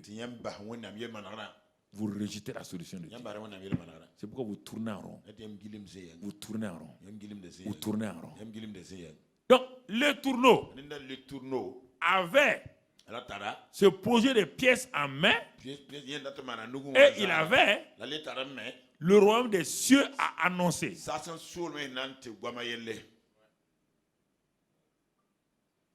Comme plus tard, Jésus va enseigner à Pierre. Avant de continuer le témoignage de Le Tourneau, retournons ce que Jésus va enseigner dans Luc 6, 33. Luc 6, 33. C'est après avoir qu'ils ont vécu Luc 5 là, que Luc 6, 33, 38 va apparaître. 38. Qu'est-ce qu'il est écrit? Donnez. Et il vous sera donné. On versera dans votre sein une bonne mesure, serrée, secouée et qui déborde. Car on vous mesurera avec la mesure dont vous serez servi. Il y a 2 leçons importantes ici. Pierre a donné sa barque. Il a reçu une barque remplie. Il a donné sa barque à Jésus pour remplir le royaume des cieux par des foules. Le Père a dit, comme tu as donné pour que le royaume des cieux soit rempli, tu as cherché le royaume de Dieu, sa justice, moi je te donne ça. Quand il a donné, Pierre a trouvé que ça c'était artificiel. Il a laissé tout ça là, il a suivi. Il dit, deuxième partie, on verserait dans votre... Non, deuxième partie, va à la fin.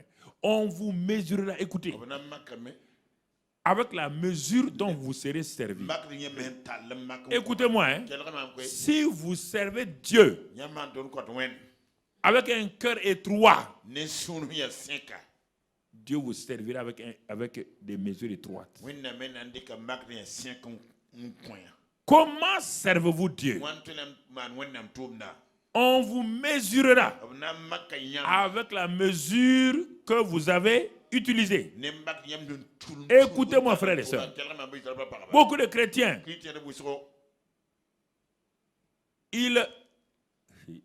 ils servent Dieu. Je ne comprends pas. Quand les gens commencent à être bénis, c'est pourquoi Dieu dit l'amour de l'argent là. C'est la racine de tous les maux. Quand les gens commencent à avoir un peu de choses, ils servent Dieu, ils ne savent pas qu'ils sont en train de fermer leurs propres affaires. Moi, je ne parle pas de l'église, je parle de Dieu, du royaume des cieux. On revient à l'étourneau. L'étourneau était là. Avec quelle mesure il va servir Dieu? Intérêt personnel. Il tourne ça. Il a peut-être $1000 demain matin. Mais $1000 là vont servir peut-être à éponger des dettes et des choses, c'est fini. Il sert Dieu. Et Dieu, étant bon, va donner ça. Mais la lutte commence. Nous avons travaillé toute la nuit. L'étourneau dit, Dieu, je suis en faillite. Tu as vu, non? Je n'ai pas de marché. Je ne peux pas aller à l'église ce matin. Je ne peux pas aller à la conférence La Profondeur, appelle La Profondeur. J'ai un petit marché là, je dois faire. Ok. Je ne peux pas aller à l'église. Reste là-bas. C'est ton intérêt que tu vises, non? C'est ça. Il a regardé. Il a lutté jusqu'à l'heure où la réunion doit arriver. Comme Pierre, l'étourneau aussi a dit, je décide, quoi qu'il advienne, d'aller à l'église, donner mon témoignage.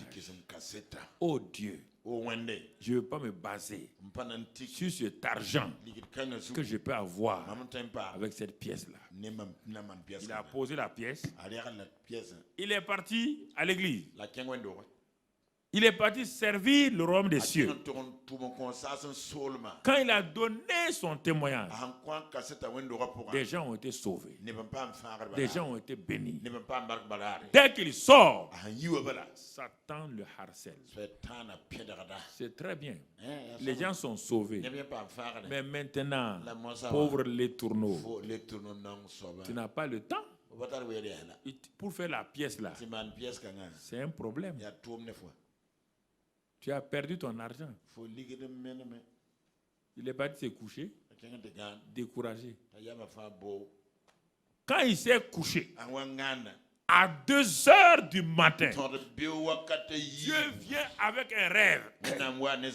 Dans le rêve, il voit la pièce là. Et il voit une autre manière de faire ces pièces là, même pas en 2 heures. Dieu lui révèle ça. Dès qu'il se réveille, il court dans son atelier. Avant que les clients ne viennent, Il n'a pas réparé la pièce, hein. Il a inventé une nouvelle pièce.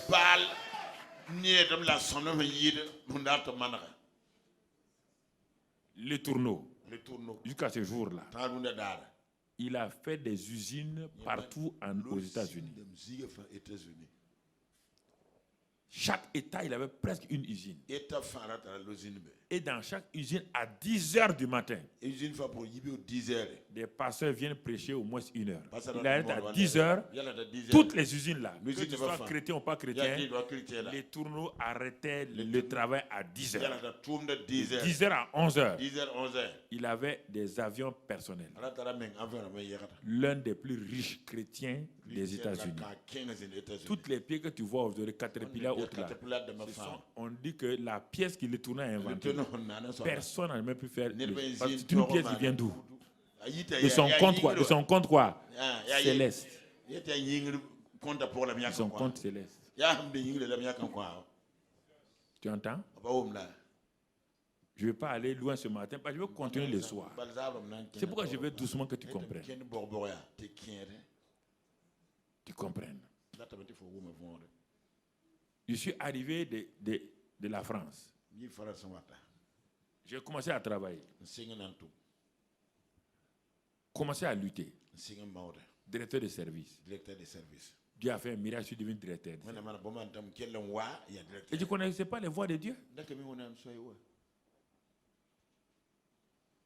J'ai commencé à dire à Dieu, il faut que tu comprennes. Je suis un jeune cadre.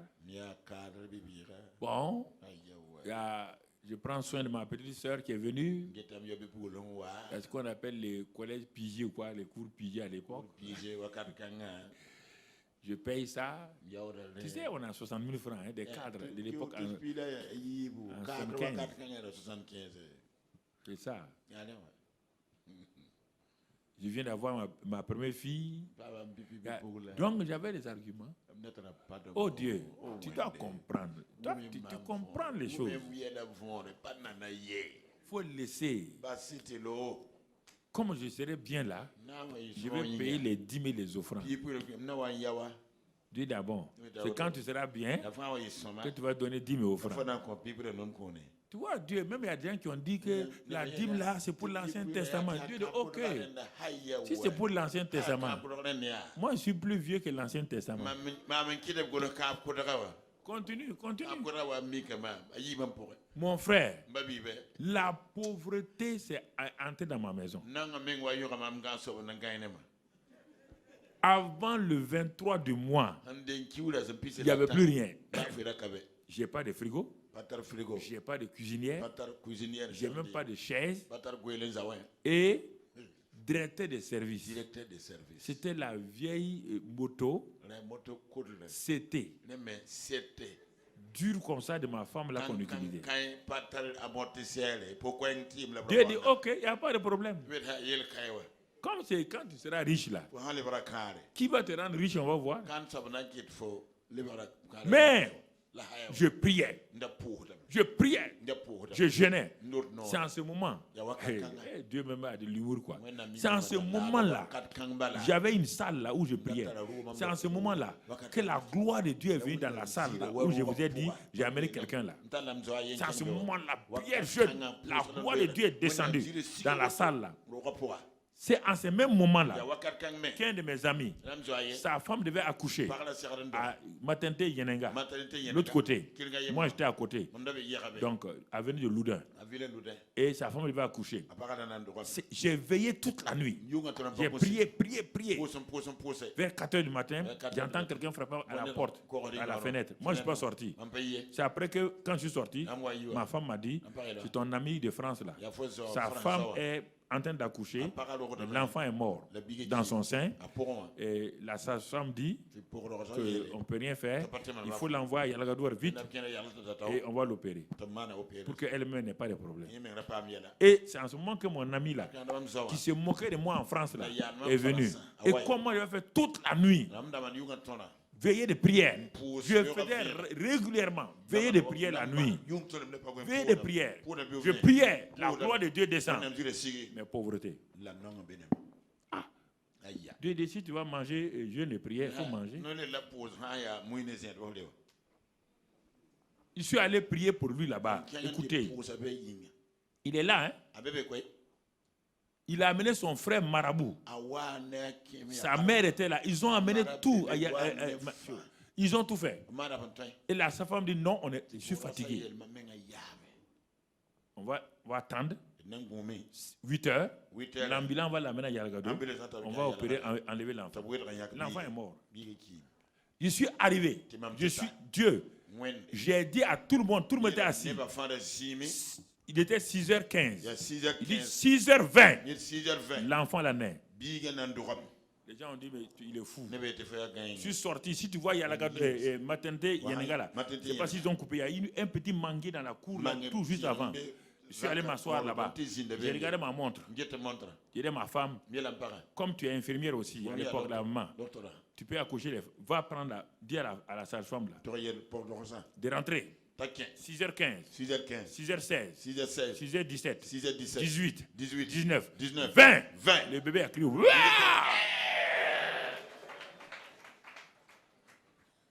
La femme là est là encore. La sage-femme est là. Mais là, libre cahier. Et mais à Dieu quand même, un homme va prier, je le comme ça là.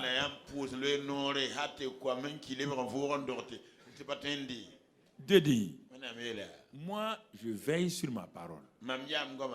Je ne veille pas sur tes problèmes. Et qu'est-ce que vous savez que Dieu fait?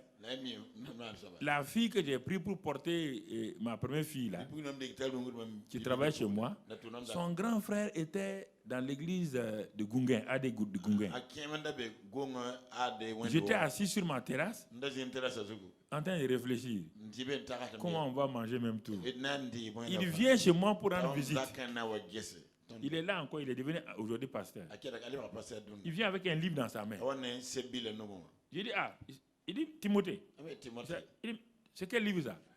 Il dit non, c'est le livre de témoignages sur les dîmes et les offrandes qu'un missionnaire a écrit, qui était là au Burkina.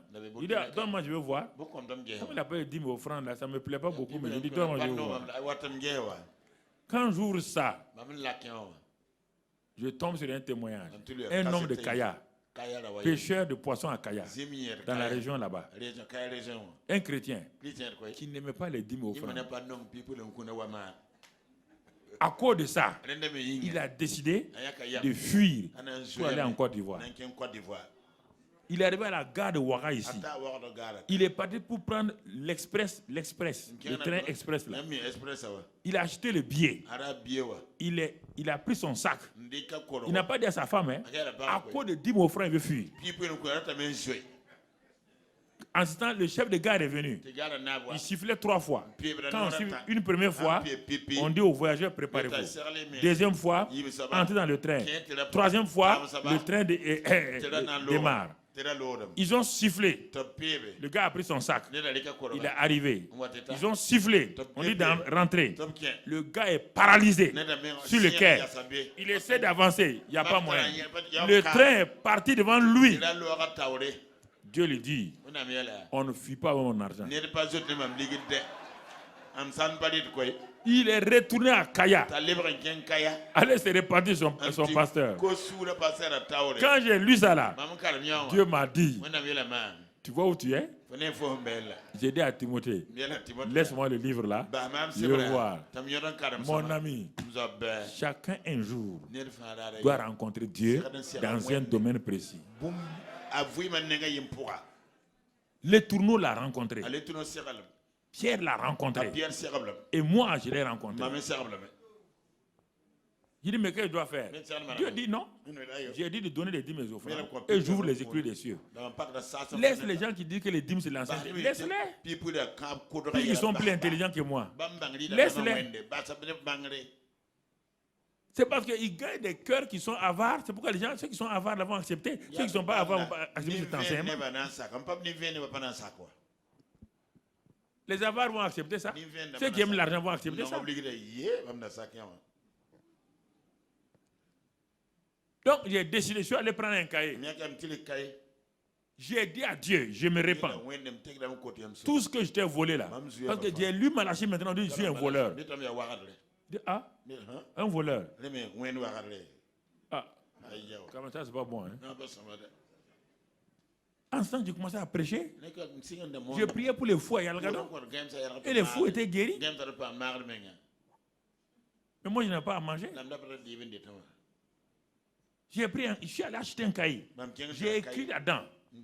Dieu dit, mettez-moi de la sorte à l'épreuve. Et vous verrez. J'ai pris la Bible encore. Je dis, j'ai déjà lu la Bible. J'ai pris toute la Bible. Regardez. Il n'y a pas un seul verset comme ça. Où Dieu dit, mettez-moi de la preuve. Ah, il dit, dans le domaine de l'argent. Oui, c'est que l'argent là, c'est un problème pour les. C'est votre vie. C'est ta vie. Et je veux ta vie. Ah, j'ai dit, bon, si c'est ça, je vais obéir. J'ai montré à ma femme. J'ai dit, maintenant, comme Dieu dit de le mettre à l'épreuve là, je vais le mettre à l'épreuve. Moi, j'ai 60 000 francs par mois. Hein? Je veux un salaire net de 475 000. En ce temps, écoutez, vous trouvez ça petit aujourd'hui. Le président de la République n'avait pas ça. Les ministres n'avaient pas ça. Le plus grand fonctionnaire burkinabé, je n'ai pas dit son nom, touchait 175 000. Je suis allé aux finances. J'ai pris le truc des salaires là, j'ai regardé. Il n'y avait que les blancs, les expatriés qui avaient ce salaire-là. J'ai montré à ma femme. J'ai dit non, c'est ça là. Ça c'est le net, hein. Sans les autres là. Villa et autres là. C'est pas ma femme a dit qu'elle a dit qu'elle non, elle va payer ça là. Elle va donner sa dîme là. J'ai posé le cahier là. Une semaine. Le ministre du commerce me téléphone. Monsieur Karambiri, oui. Vous êtes un jeune cadre, vous êtes arrivé, il dit oui, c'est moi. Venez au bureau. Je m'en vais voir le ministre du commerce là. Il peut vous dire son nom, c'est Zoma Emmanuel. Il m'appelle dans son bureau. Il dit voilà, bon, le ministère est grand, il ne me connaît pas. Il dit j'ai entendu parler de vous. Vous venez d'arriver, non? Il dit vous avez fait commerce international, vous avez fait marketing. Bon, ok, nous on veut nationaliser la direction commerciale de Voltex, l'usine. Et on a pensé que vous pouvez faire l'affaire. Moi je dis bon. Personne ne veut aller en brousse à l'époque. Il dit, bon, monsieur le ministre, attendez-moi. Je vais vous donner la réponse dans une semaine. Je vais dans une semaine. Je dis à Dieu, il faut faire ici. Nous, on est à Ouagadougou, c'est bon. Voilà, à Koudougou, il y a quoi? On a déjà formé des choses avec les Sichaka, la jeune chambre économique. On est en train de faire beaucoup de choses ici. Je vais laisser mes amis là, on va aller comme ça. Dieu n'a rien dit.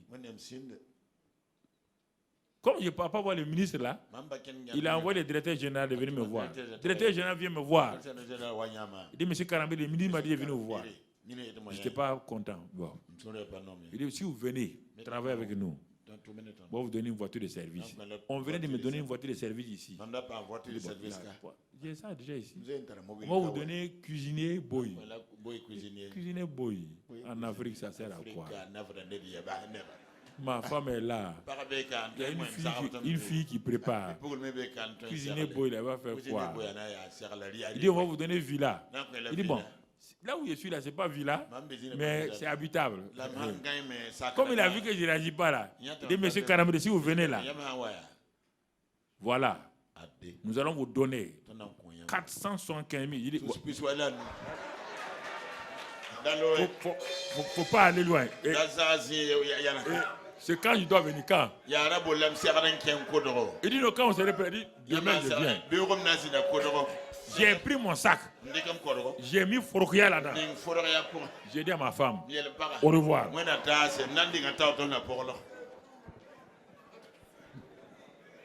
Au revoir. Comment? Si je laisse ça, on va prendre quelqu'un demain?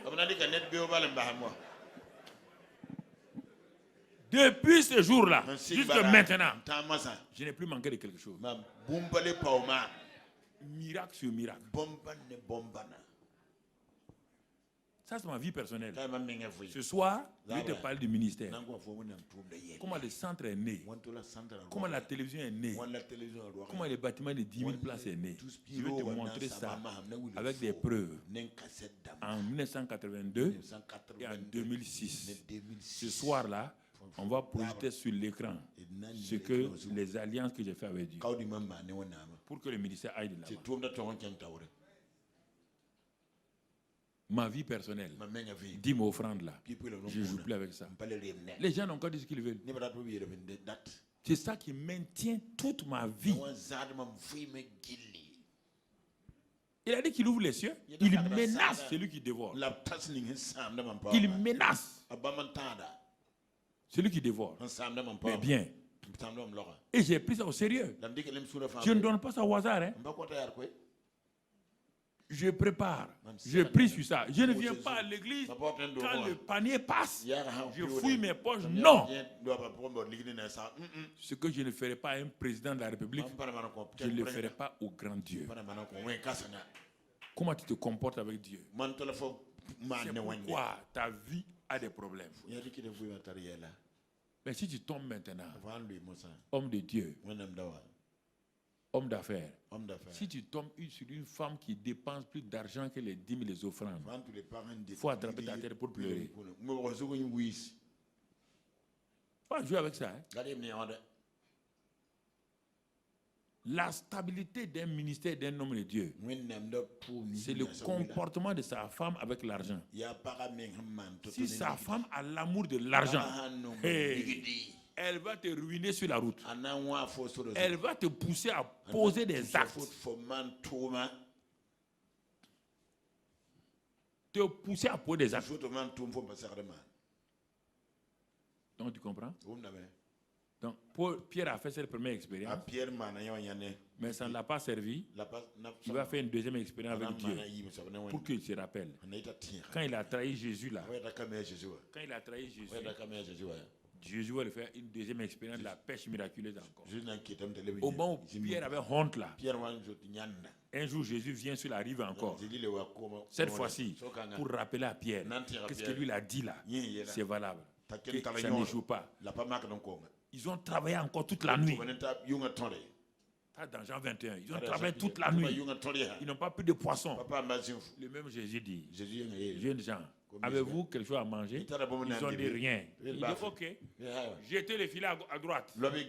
Ils ont jeté 153 poissons, les plus gros. Là encore, ils ont laissé les poissons. Ils sont descendus, venus vers Jésus. C'est là que Jésus va changer totalement Pierre. En disant Pierre,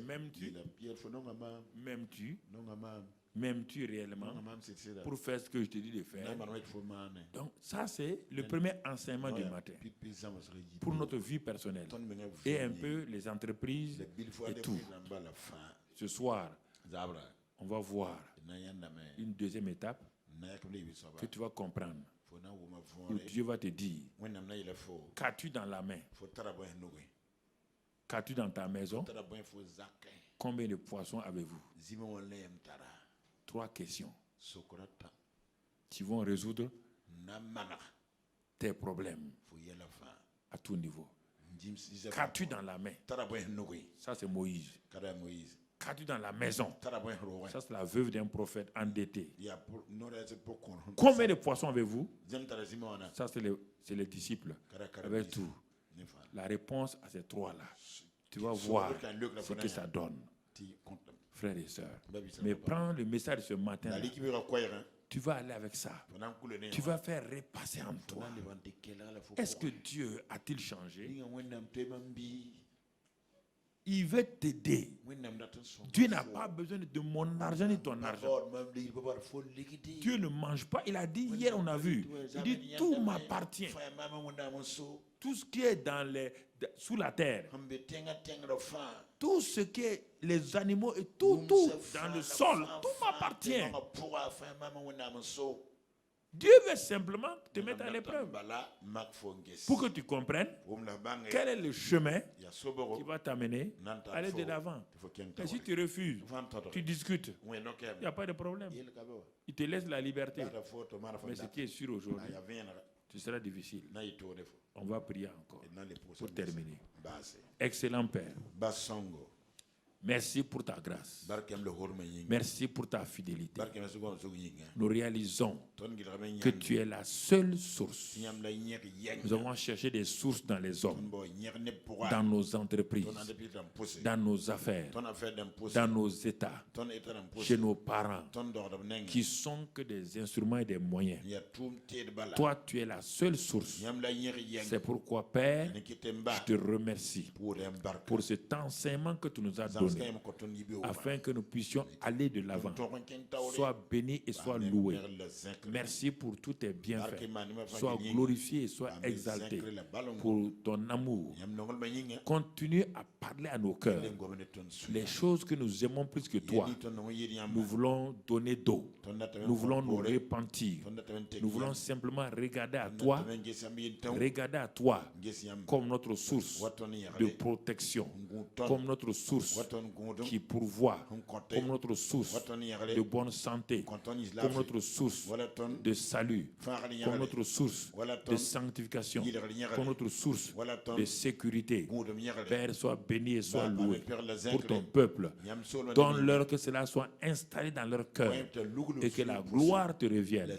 Merci Père, au nom de Jésus. Amen.